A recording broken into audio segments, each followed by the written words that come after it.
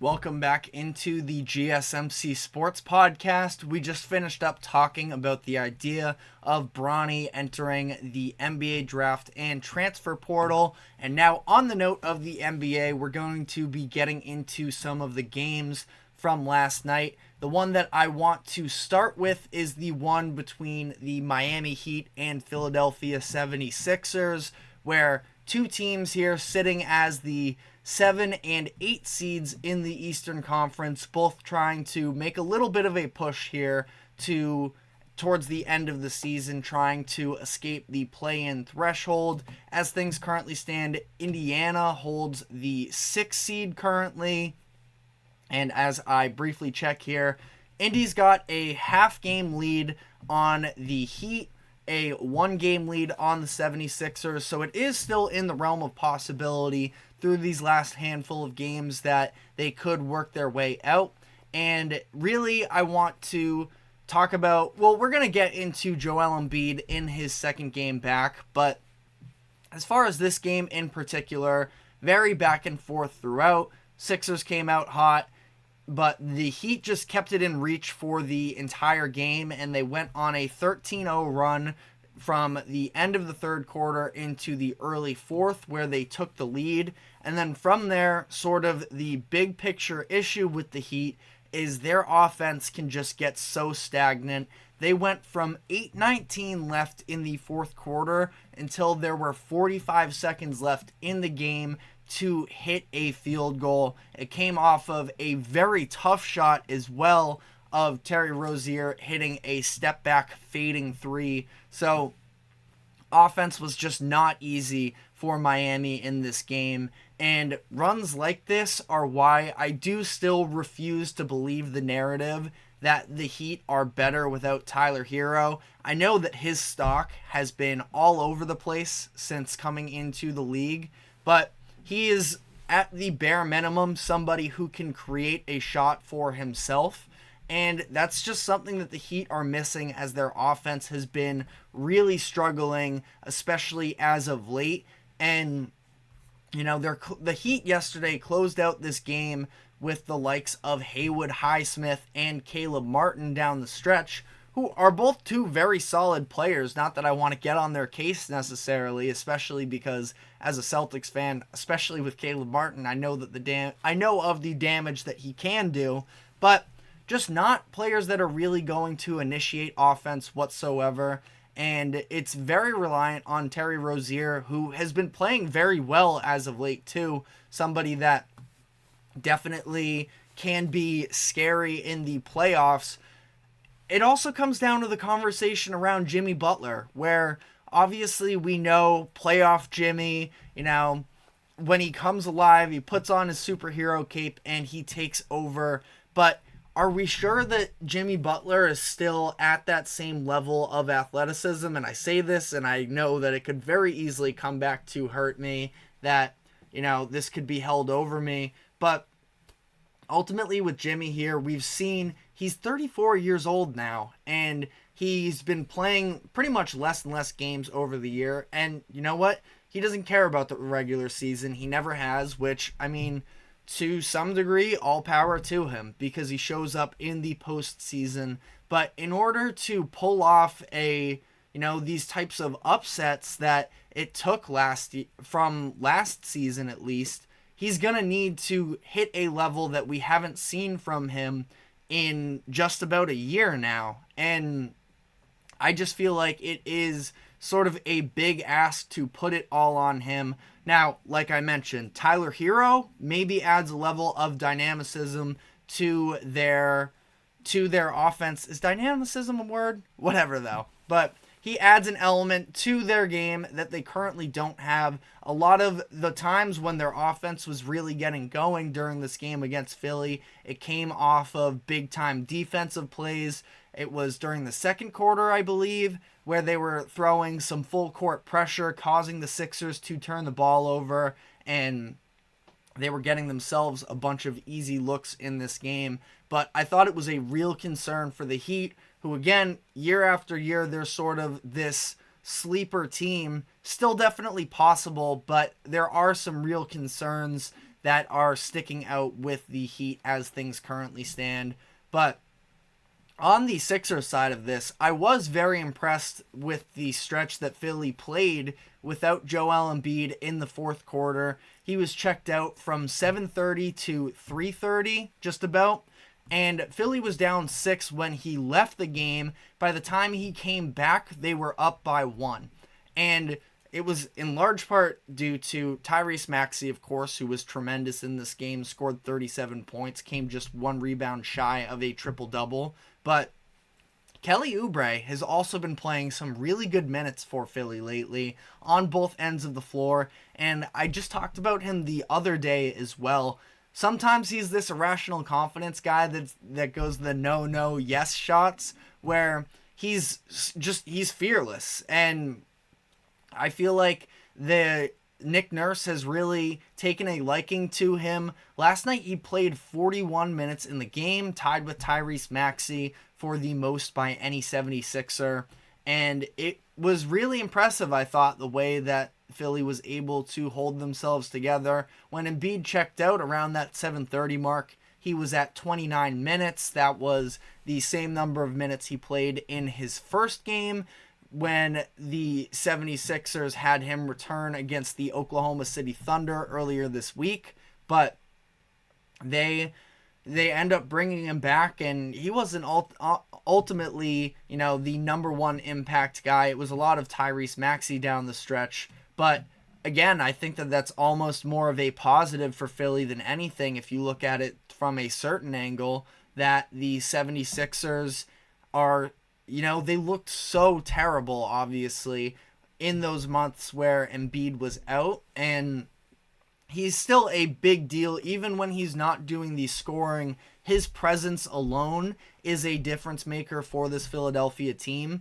But ultimately, when you look at the, situation of all of this, they don't seem to need the 35 points per game version of Embiid that we were seeing in the first half of this season. But diving into how Embiid looked in this game in particular, he came out hot, 21 points in the first half, but definitely, again, in the second half of this game, sort of similar to what we saw against the Thunder earlier this week, was that conditioning is definitely an issue with him right now. He ended up scoring 8 points in the third quarter and then went scoreless in the fourth, was 3 of 9 from the field in the second half as a whole, and just didn't look all that aggressive. Now, to be fair, the Heat were running their zone coverage, and when Embiid was getting the ball at the free throw line, he had multiple defenders in his space, so he, at least this time, passing out of these types of double teams, didn't have the 6 turnovers that he had against Oklahoma City.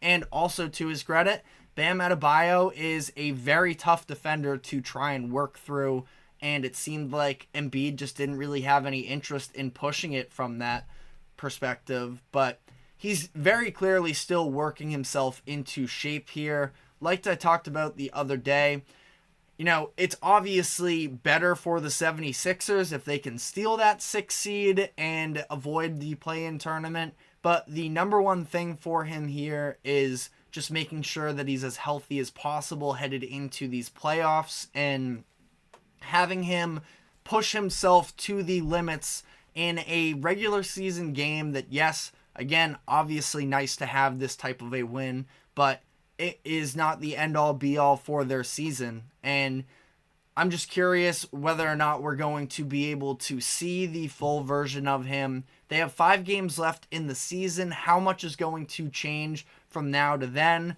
We're just outside 2 weeks from the official start of the playoffs. Play-in tournaments start on the 17th, I believe.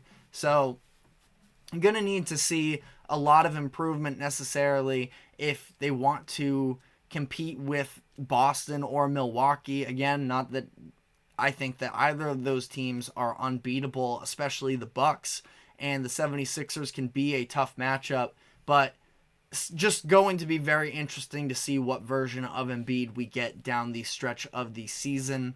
I also wanted to touch on the Rockets-Warriors last night, where Of course, it was a storyline for a bit there, how the Rockets had won 10 straight games and they were making a push at the Warriors for that final play-in spot. They played a couple games this past week that sort of looked like it was going to kill their chances of that. They lost to the Mavericks and Timberwolves headed into this game, and ultimately the Warriors just took it to them in this one. Really wasn't all that close, and now it's a 4-game difference between the Warriors and the Rockets, and it seems like the Rockets' season is sort of just about over. I do want to give them credit for the way that they were able to play down the stretch of this season.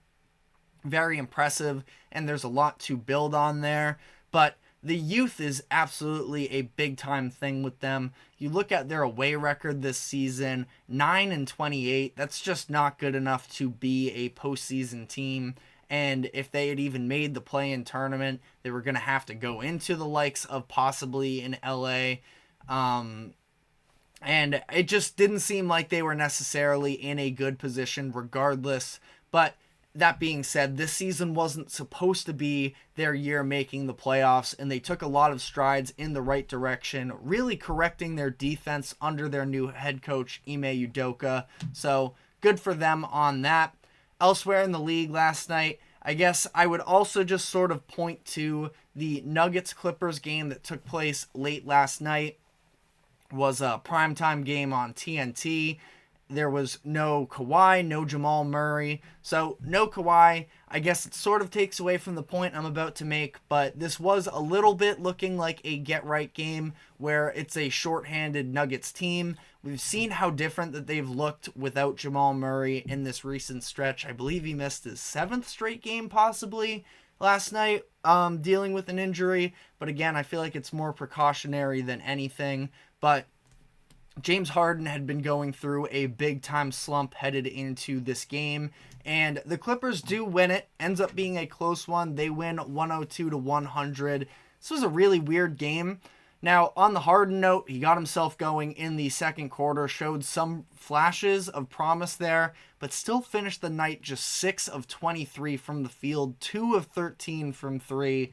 That still is not looking great, and this is, a situation this year in LA where playoff Harden is absolutely a narrative that has sort of surrounded him for a handful of years now, which is to some level fair. But when you look at where Philly was last year with Harden, they were really reliant on him in that role, assuming that the Clippers are fully healthy, which, still is never necessarily a given with them. Harden is the third option for them, so still not necessarily, quite as reliant on Harden to be the go-to guy in the playoffs, and they can overcome to some level them being him not performing at the level that maybe hope from him. But this is still a team that headed into last night was 500 over their last 24 or so games, and defensively since the All-Star break have looked really bad. And again, no Kawhi in this game, so it's hard to say this was a total get-right game for LA, but it did feel like it was going to be that way a little bit. Now, Paul George was excellent in this one. He seems to sort of be coming into his own. They had that game against the 76ers a couple weeks ago where he started out in the first half really struggling, but then down the stretch of that game, making plays on both ends. I do feel like he's still one of the more underappreciated players of, you can make an argument, his generation. I've always been a big fan of Paul George going back to his days in Indy prior to that injury, but like I said, this was a very weird game where the refs were pretty bad on both ends.